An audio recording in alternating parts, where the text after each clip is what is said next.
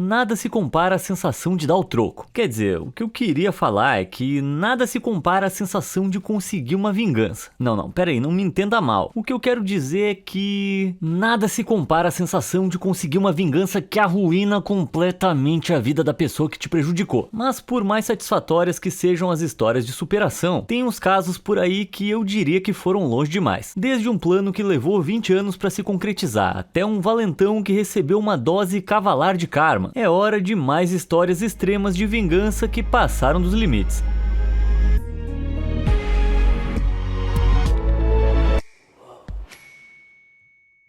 Armas biológicas.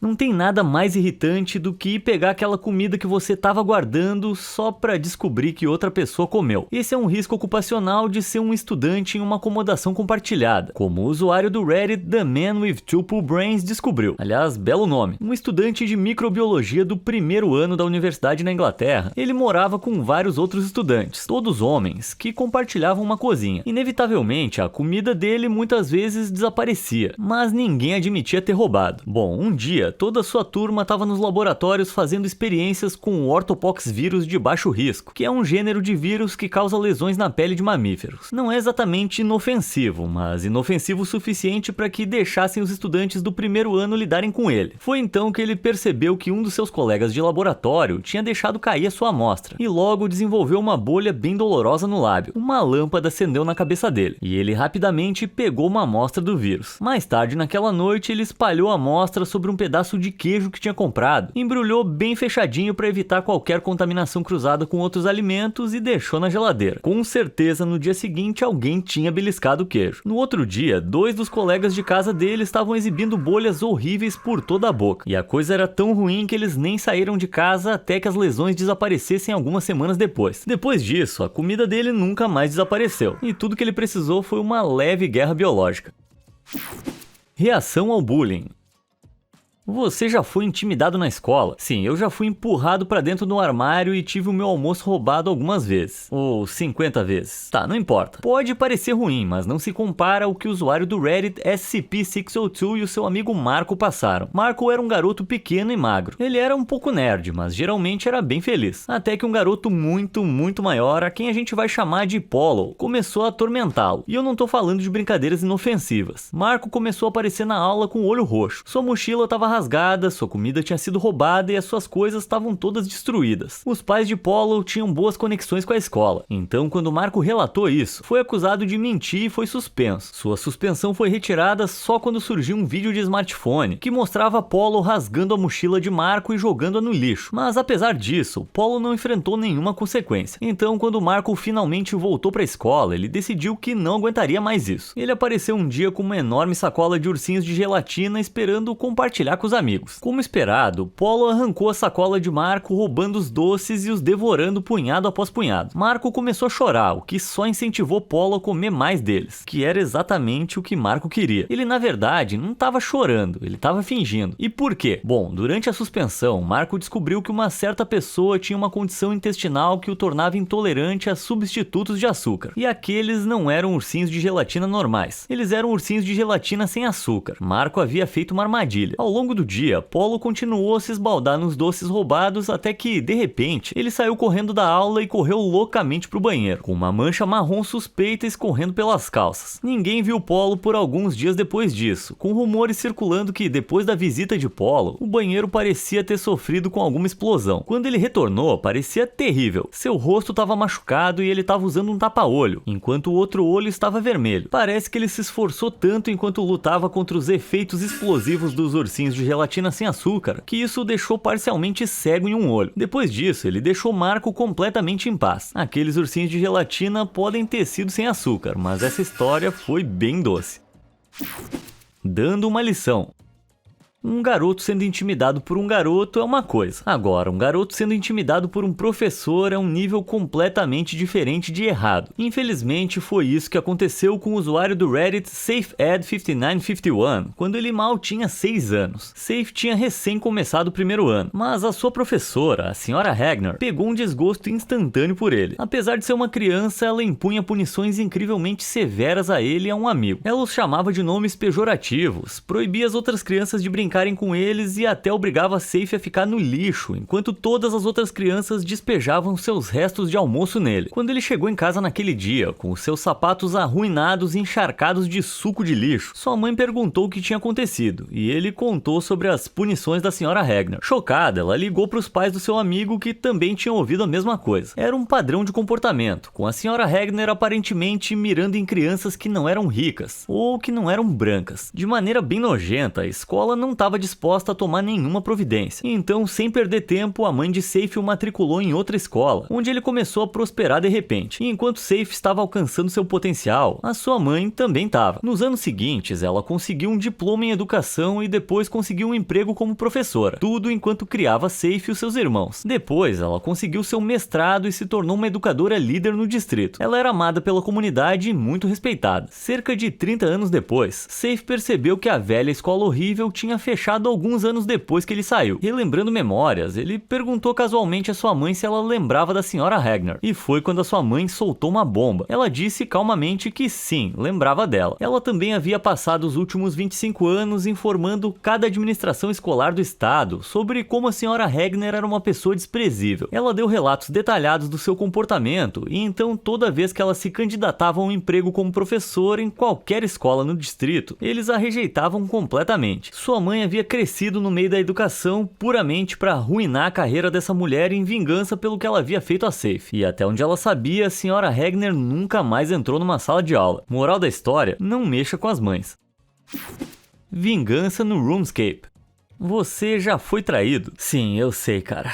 Dói muito. Felizmente, histórias de outras pessoas se vingando dos seus parceiros infiéis são um verdadeiro tônico pro coração partido. Como essa próxima história da usuária do Reddit Orsby****19, que, para que o YouTube não derrube esse vídeo por palavrões, eu vou chamar de Laura. Laura era uma ávida jogadora do jogo online RuneScape, e através do jogo ela conheceu seu namorado à distância, que eu vou chamar de babaca. Conforme eles foram ficando mais velhos, Laura arrumou emprego, saiu de casa, se tornou independente e, resumindo, ela cresceu. Mas o babaca, por outro lado, não. Ele contava com Laura para mandar dinheiro para ele pagar o aluguel, fazendo birra quando Laura não conseguia pagar para sustentá-lo. E ele se recusava até mesmo a procurar um emprego, apesar de Laura oferecer ajuda. Então o babaca teve a audácia de afirmar que Laura simplesmente não estava trabalhando o suficiente e deveria arranjar um segundo emprego para que ele pudesse continuar jogando RuneScape. Se eu fosse a Laura, teria largado esse perdedor na hora, mas ela o amava e queria ajudar. Ela emprestou dinheiro pro babaca pagar uma passagem de avião para visitá-la. Só que enquanto ele estava lá, ela viu uma mensagem aparecer no seu celular, perguntando quando ele ia terminar com ela. Pensando que poderia estar perdendo algum contexto precioso, ela esperou até ele dormir e olhou seu telefone. Certamente o babaca estava traindo, trocando mensagens e flertando com outra garota, prometendo deixar Laura zombando dela pelas costas e até mesmo enviando para ela fotos picantes de Laura para que pudessem analisar e rir dela. Ela nunca se sentiu tão usada ou tão vingativa. Pelo resto da sua visita, ela fingiu que não tinha visto nada e continuou sendo tão adorável e carinhosa quanto sempre foi. Mas depois de deixá-lo no aeroporto, ela voltou para casa, sentou na frente do computador e imediatamente entrou no RuneScape. Mas não na conta dela, na conta do babaca. Ele tinha deixado a sua sessão logada, o que permitia acesso sem precedentes à sua valiosa conta de 14 anos. Em uma hora ela destruiu e vendeu tudo que ele tinha conquistado, usando toda a sua moeda no jogo para comprar itens inúteis que podiam ser comprados, mas não usados ou vendidos. Em questão de minutos, o seu legado virtual, composto por mais de 8 bilhões de moedas no jogo, agora não valia nada. Mas ela não parou por aí. Depois, ela contatou todos os amigos dele no jogo e contou as suas peripécias de traição, e mudou seu nome de usuário para algo incrivelmente vergonhoso, e se desconectou. Algumas horas depois, o seu telefone estava tocando sem parar. O babaca estava histérico, xingando-a de todos os nomes e enviando fotos dele mesmo chorando. Laura explicou calmamente que ele nunca mais devia contatá-la, ou ela ia processá-lo criminalmente por compartilhar suas fotos íntimas sem consentimento. Aparentemente ele ficou quieto bem rápido depois disso. Bom, parece que traição digital merece consequências digitais.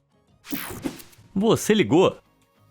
Eu odeio conta de telefone. Eu sempre me surpreendo com quantos minutos eu usei e com o custo deles. Só que nos anos 80 era bem pior. O custo de processar uma ligação era muito mais alto, o que uma moça esperta usou a seu favor por volta de 1987. De acordo com um relatório de Hollywood na época, um homem que morava na área com a sua namorada estava prestes a viajar a negócios por algumas semanas. Ele planejava terminar com ela, mas em vez de um término tranquilo, de maneira adulta, ele disse a ela que quando voltasse, esperava que tivesse feito as malas e ido embora. Ela compreensivelmente ficou muito chateada. Bom, avançando algumas semanas, o homem retornou da viagem. A sua casa estava praticamente limpa e não tinha sinal da sua ex. Parece que o seu pequeno plano cruel tinha funcionado. A única coisa fora do lugar era o telefone, que tinha sido deixado fora do gancho. Ele ouviu um barulho estranho e presumiu que houvesse um problema de conexão. Então colocou de volta no gancho e não pensou mais sobre isso. Até que a sua conta telefônica chegou. Ele costumava pagar cerca de $20 por mês, mais ou menos uns $50 hoje em dia. Mas os números nessa conta indicavam que ele devia astronômicos $8 mil,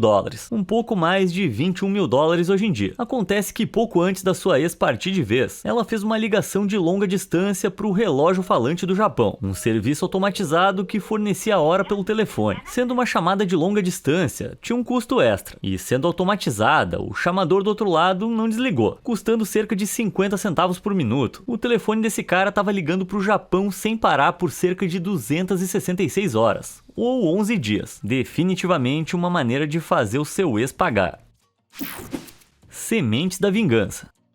Lá pelos anos 80, o livro completo das pegadinhas ultrajantes e atrozes inventou uma pegadinha maravilhosamente inofensiva. Colocar uma lona em um cômodo, adicionar uma camada de terra, cobrir com sementes de grama, aumentar a temperatura e pronto. Em alguns dias, a vítima da brincadeira ia se deparar com um gramado indoor. A lona facilitaria a remoção e não ia causar nenhum dano real. Mas uma mulher no Reino Unido, que a gente vai chamar de Jenny, decidiu dar uma reviravolta maliciosa nessa pegadinha besta. Nos anos 80, Jenny tinha um namorado chamado Carl. Carl era piloto de avião, que às vezes passava várias semanas longe de casa em voos de longa distância. Ou pelo menos era o que ele dizia a Jenny. Porque um dia, Jenny passou pela casa dele quando ele supostamente estava em um desses voos e viu Carl pela janela se agarrando com uma comissária de bordo. Arrasada e humilhada, Jenny silenciosamente foi para casa, mas no caminho ela começou a pensar em maneiras de se vingar dele. Pelas próximas semanas ela agiu como se nada estivesse errado, encontrando com ele, sendo afetuosa e agindo como uma namorada amorosa. Mas quando ele disse a ela que estaria ausente por algumas semanas a negócios, ela começou seu plano de vingança. Ela disse a ele que precisaria passar no seu apartamento algumas vezes para pegar algumas coisas, embora não soubesse quando. Sem conseguir rastrear os seus movimentos, se Carl quisesse encontrar com a sua amante, ele não poderia usar o seu apartamento com medo de que Jenny o surpreendesse. Dessa forma, o local estaria completamente vazio. Exatamente o que Jenny precisava. Quando ele saiu naquela noite, Jenny começou a trabalhar. Usando um regador, ela encharcou todos os móveis macios do apartamento. O sofá, a cama, o tapete e até o papel higiênico. E então ela ligou o aquecimento para que estivesse agradavelmente quente. Subiu todas as cortinas para que houvesse bastante luz solar e espalhou pacote após pacote de sementes de agrião por todo lado. Ela voltou alguns dias depois e, para sua alegria, a maioria das sementes estava germinando. Quando Carl voltou de onde quer que ele realmente estivesse, se deparou com milhares de plantas de agrião, cujas raízes estavam entrelaçadas nos seus móveis, arruinando tudo que tocavam. Depois disso, Jenny nunca mais o viu. Essas sim foram as sementes da vingança. Entrando pelo cano. Você foi uma criança meio estranha? Bom, quem é que não foi, né? Só que o usuário do Reddit Seneca13 era um pouquinho mais estranho que a maioria. Ele não tinha amigos e era intimidado por um colega de classe chamado Derek. Um dia, o Derek começou a agir de forma agradável com ele. Coincidentemente, o mesmo dia em que Seneca trouxe o seu novo boneco para a escola. Derek passou o dia inteiro bajulando Seneca, sendo legal com ele e fazendo o pobre e ingênuo garoto acreditar que era seu amigo. Então ele pediu a Seneca para emprestar o novo brinquedo e ele concordou. Mas no dia seguinte, Derek o ignorou, e quando ele pediu seu brinquedo de volta, Derek disse: "Você nunca me deu ele, seu perdedor. Você deve ter imaginado." Ele então começou a espalhar mentiras viscerais sobre Seneca para afastá-lo, excluindo do resto da escola. Um tremendo idiota. O evento ficou na mente de Seneca enquanto ele crescia, mas até que ele encontrou seu caminho, fez alguns bons amigos e se tornou um encanador e eletricista bem-sucedido. Cerca de 20 anos depois do incidente, em um certo dia às 2 da manhã, ele recebeu um chamado chamado de emergência para uma casa inundada. Para sua surpresa, era a casa de Derek. Seneca manteve a calma, disse olá e se apresentou. Ele agiu como se as coisas na escola nunca tivessem acontecido, tranquilizando Derek de que estava em boas mãos e dando a ele uma ideia de quanto o conserto custaria, algumas centenas de dólares no máximo. Derek parecia feliz, mas era Seneca quem estava encantado, porque enquanto avaliava os danos, ele notou muitos problemas na propriedade que não estavam em conformidade com os regulamentos da cidade. Isso claramente levou ao vazamento, que deve ter ocorrido por semanas, e geraria uma conta de água enorme se um encanador registrado não a assinasse como um acidente. Ele começou a fotografar e documentar tudo, antes de ligar para um amigo dele no conselho municipal para ir lá o mais rápido possível e ver a bagunça que esse idiota tinha construído. Seu amigo chegou e, depois de olhar ao redor, Derek foi obrigado a demolir a maior parte da sua casa, pois continha adições, extensões e encanamento não sancionados. Derek estava furioso, mas não tinha nada que pudesse fazer. Seneca e seu amigo saíram, mas não antes de Seneca deixar também para Derek uma fatura pelo chamado, só para botar o dedo na ferida. Algumas semanas depois, Derek ligou para Seneca e pediu para conversar cara a cara. Eles se encontraram e Derek suspeitosamente colocou seu telefone virado para baixo na mesa. Seneca percebeu que Derek poderia estar tentando gravar a conversa, então ele manteve a calma. Foi quando Derek lhe mostrou a conta de água. Estava perto dos 80 mil dólares. Além de todas as reconstruções que ele precisava fazer, isso o levaria à falência. Ele implorou a Seneca para assinar o certificado confirmando que foi um acidente, mas Seneca se recusou. Irritado, ele começou a repreender Seneca, admitindo que sabia que tratá-lo mal quando eram crianças estava errado e que ele estava arrependido, mas Seneca havia apenas cotado para ele algumas centenas de dólares para os reparos. Por que ele mentiria sobre isso? Seneca simplesmente respondeu: "Eu nunca disse isso, perdedor. Você deve ter imaginado." E então ele foi embora. Por essa vingança tão icônica, deveriam fazer um boneco do Seneca. Problemas paternos.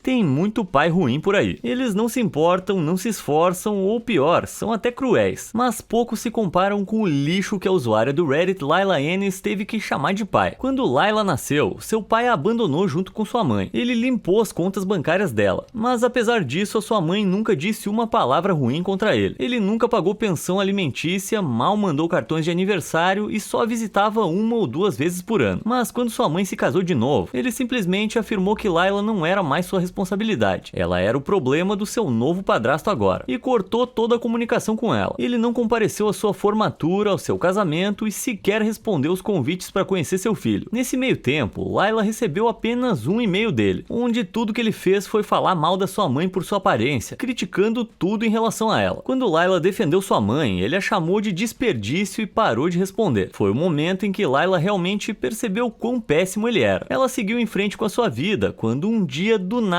recebeu um e-mail dele. Seria para se reconciliar, para se desculpar, para conhecer a sua nova família. Não, ele precisava de algo, precisava de um rim. Acontece que ele era diabético e os seus rins estavam falhando. Ele estava na lista de transplante, mas encontrar uma pessoa compatível poderia levar anos, tempo que ele não tinha. Então ele pensou que um parente de sangue poderia ser uma correspondência para dar um rim a ele, que era a única razão pela qual ele havia contatado Layla. Furiosa com a sua audácia, ela leu e releu o e-mail, então começou a planejar. Ela respondeu concordando em se encontrar e fazer o teste para ver se era compatível. Eles foram ao hospital juntos e de fato confirmaram a compatibilidade. Seu pai biológico ficou radiante. Ao longo de várias semanas, Layla começou todo o trabalho intensivo e a preparação necessária para a doação, levando cada etapa muito a sério. Então, no dia da cirurgia, ela apareceu no hospital e encontrou seu pai. Mas antes de entrarem, ela disse a ele que não ia seguir adiante com isso. Confuso, seu pai biológico entrou em desespero, implorando para saber o porquê. O que havia de errado? Por que ele não poderia receber o rim dela? Com um sorriso largo, ela disse a ele que ele não era o seu pai, e usando suas próprias palavras, que ele era um desperdício. Com isso, ela saiu e nunca mais o viu. Caramba, Layla realmente botou esse lixo no lugar dele. Bom, já é o bastante de vingança por hoje. Qual história foi a sua favorita? E você tem alguma história de vingança para me contar? Manda um e-mail para vingança@falaserio.com.br se você tiver. E como sempre, obrigado por assistir.